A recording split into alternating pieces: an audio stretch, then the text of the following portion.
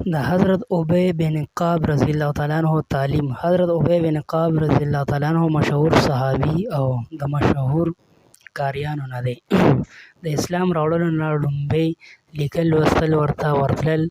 عربو کې د لیکلو رواج نه و. د اسلام نه پس د دوی مشهورتیا وشوه، خو دی لومړی نه واقف و. د نبي اکرم صلی الله علیه وسلم په خدمت کې به حاضرېدو او وحی به یې هم لیکله. د قرآن شریف لوی ماهر و او د هغې خلکو نه و کومو چې د نبي اکرم صلی الله علیه وسلم په ژوند کې ټول قرآن شریف یاد کړی و. د نبي علیه السلام ارشاد دی چې زما د امت لوی کاري ابی بن کعب دی.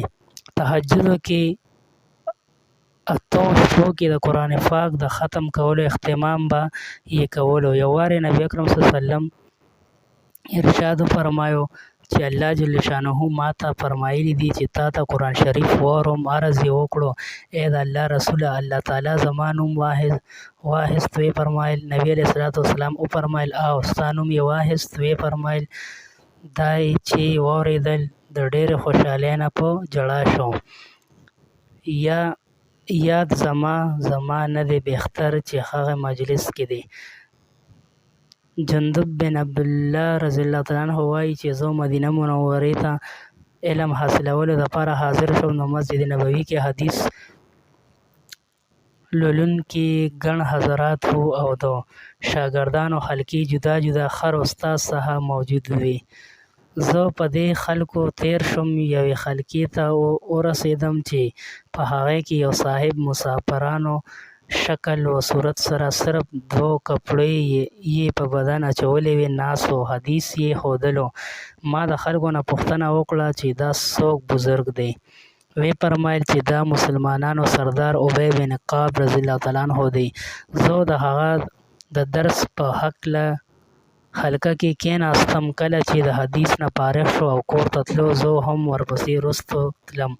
هلته چې لاړم ومې لیدل یو زوړ شان کور، خراب تراب، ډېر معمولي سامان، زاهدانو ژوند.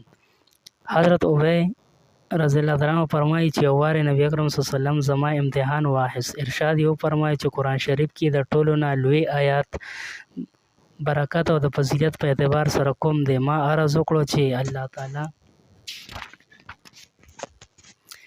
او د هغه رسول صلی الله علیه وسلم ښه پوهېږي. نبي علیه السلام بیا سوال وکړو، ما ته ادب مانع شو.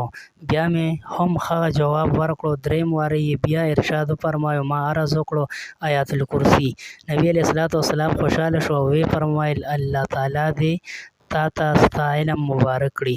یو وارې نبي اکرم صلی الله علیه وسلم مونځ ورکولو، یو آیات ترې پاتې شو. حضرت ابی رضی الله تعالی عنہ په مانځه کې فتحه ورکړه. نبي علیه السلام ارشاد وفرمایو چې چا وښودلو؟ حضرت ابی رضی الله تعالی عنہ عرض وکړو چې ما ښودلی و.